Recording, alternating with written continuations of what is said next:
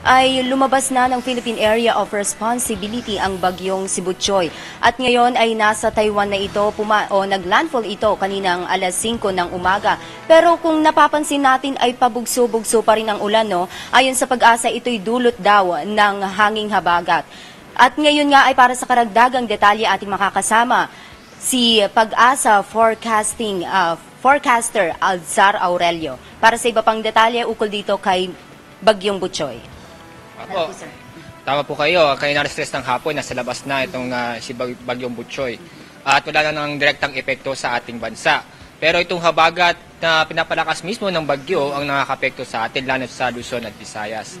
Kaya asahan pa natin mga pag-ulan, dulot ng habagat, dito sa Metro Manila, kasama ng Pangasinan, Bataan, Zambales, kasama na rin ang Laguna at kadamayang group of islands. Kaya asahan natin ngayon at bukas, lalo sa Metro Manila, ay makakaras pa rin tayo ng mga pag-ulan. Sa linggo, kung magtuloy-tuloy nga na malusaw o humina lalo itong Bagyong Butchoy, ay saka hihinang epekto ng habagat sa atin.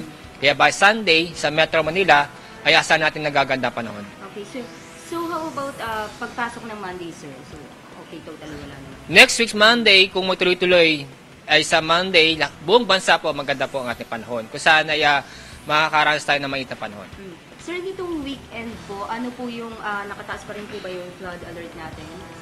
Ngayon, nakataas ngayon ng Yellow Rainfall Advisory. Ibig sabihin nito ay makakaranas tayo ng moderate to heavy rains sa Metro Manila, Bataan, Zambales at Cavite.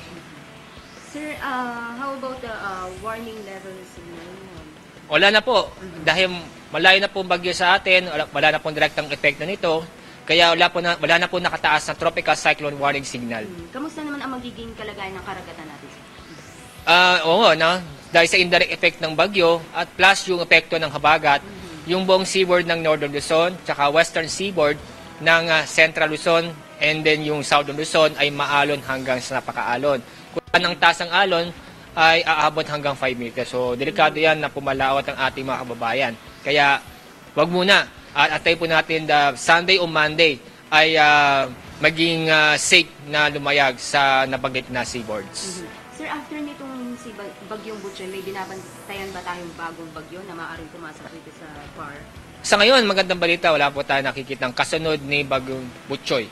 So, asahan natin next week ang mga kapekto sa malaking bahagi ng ating bansa ay yung ridge ng high pressure area. Kaya asahan natin na fair weather tayo next week by starting Monday.